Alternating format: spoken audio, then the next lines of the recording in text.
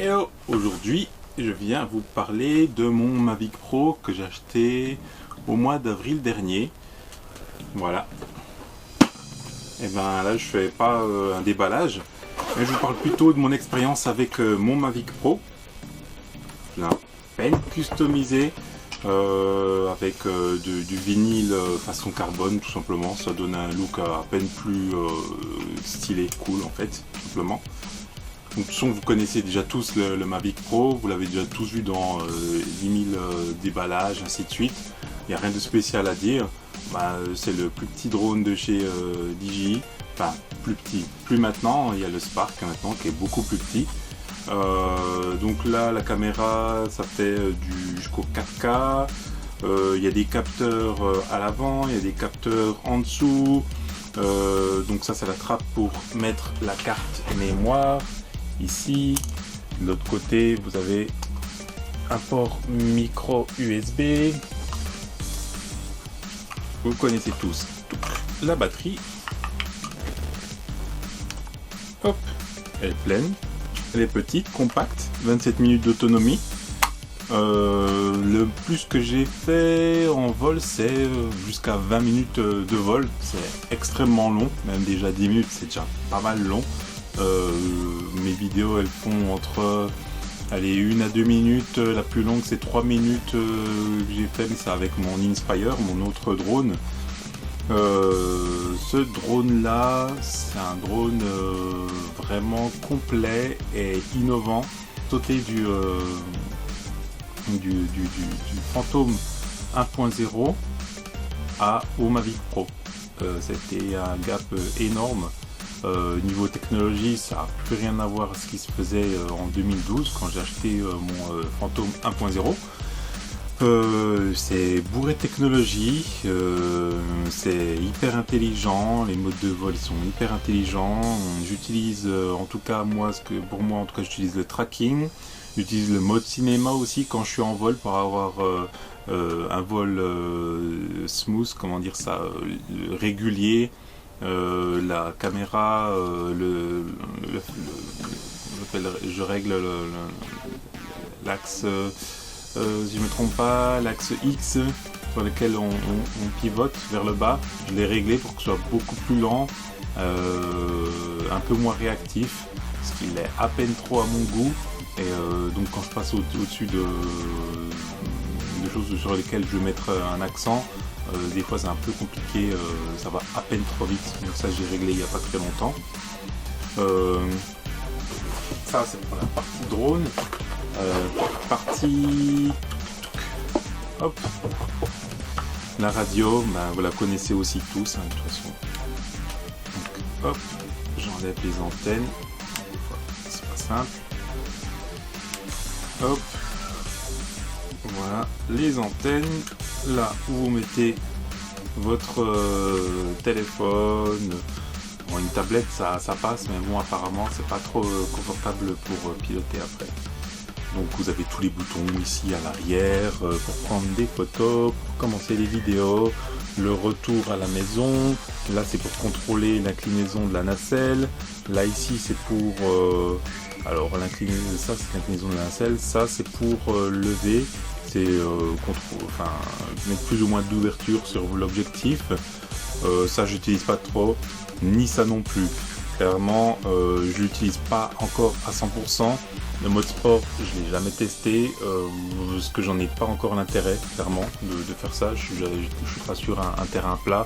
Je suis jamais sur des terrains plats. C'est souvent au-dessus de l'eau, au-dessus de forêt. Donc ça a pas vraiment un grand intérêt le mode sport dans ce cas-là. Il va déjà jusqu'à 50 km/h sans vent, clairement, parce qu'avec du vent de face, c'est du 29 km/h. Le RTH se désactive directement en fait. Donc sur ma chaîne, vous verrez que j'ai beaucoup de vidéos. J'ai pu expérimenter sur beaucoup de terrains ce drone. Je vole beaucoup au-dessus de l'eau. Au début j'avais un peu peur, quand même un peu d'appréhension qu'il tombe par rapport aux commentaires que vous entendez et aux commentaires sur les forums que vous voyez, comme quoi il peut s'arrêter tout ça, ainsi de suite. si vous vérifiez tout, si vous vérifiez tout le temps que les hélices sont bien accrochées, vous vérifiez la charge de la batterie, vous vérifiez que votre carte mémoire est dedans et a assez d'espace, normalement vous prenez le moins de risques possible. Ce que je trouve intéressant, c'est les no-fly zones, où quand ils nous indiquent qu'on est en zone catégorie D, donc il faut faire attention parce que il y a des couloirs aériens très bas au-dessus de nous, donc et puis surtout le no-fly zone, le fait de devoir les débloquer en s'identifiant clairement avec un numéro de téléphone ou avec un email si je me trompe pas.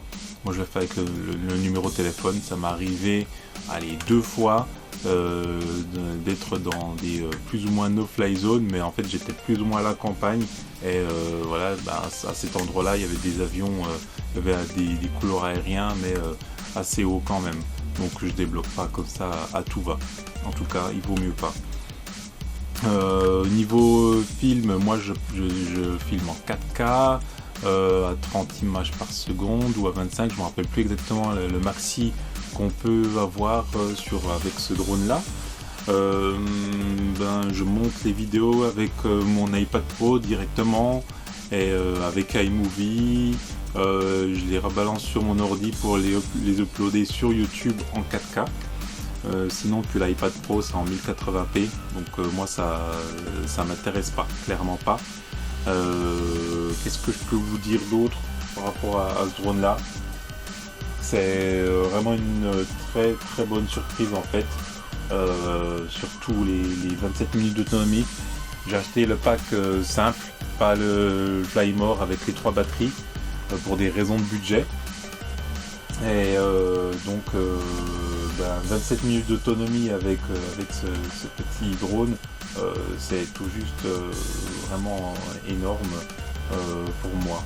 Et puis le fait que la radio soit aussi petite, compacte, et aussi une très bonne autonomie, que vous avez une batterie dedans, c'est vraiment rassurant, plus que le Phantom 1.0 où vous mettiez des piles dedans et ça bipait au moment où il n'y avait plus trop de batterie.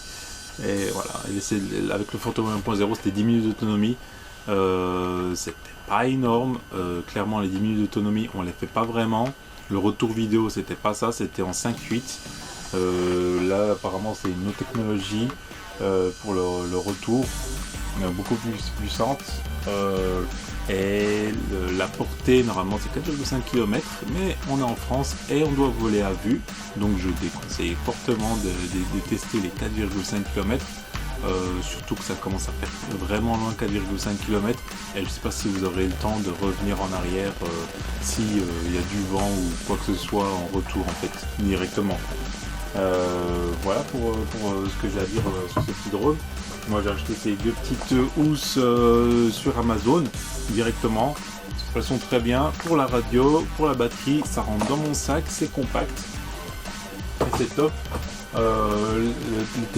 Sur le téléphone ça marche avec l'application DJI Go 4.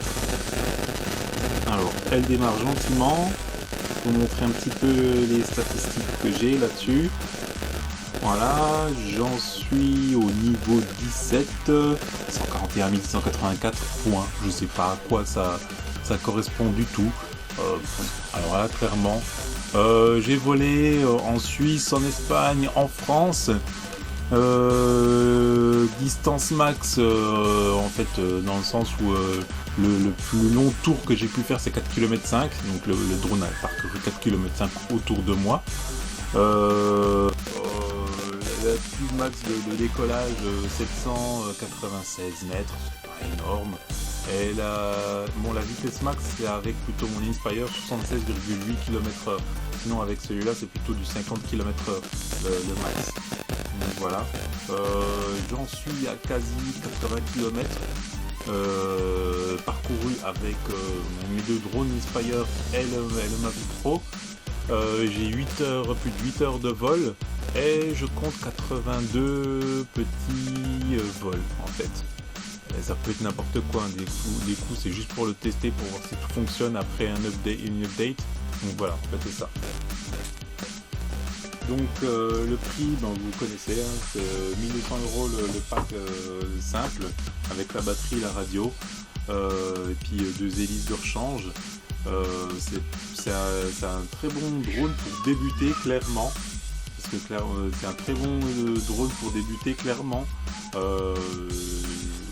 Pour moi, le Spark n'aurait aucune utilité au niveau de sa vitesse, au niveau de son utilisation.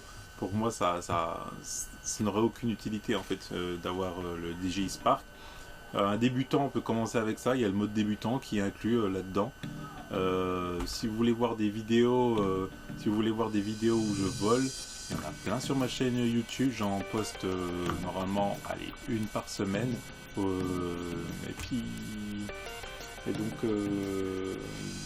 Donc ouais, en débutant, par contre c'est clairement pas fait pour aller espionner son voisin, parce que c'est pas le but, hein. Si vous dépensez 1200 € pour espionner votre voisin, c'est que vous n'avez pas grand chose à faire de votre argent.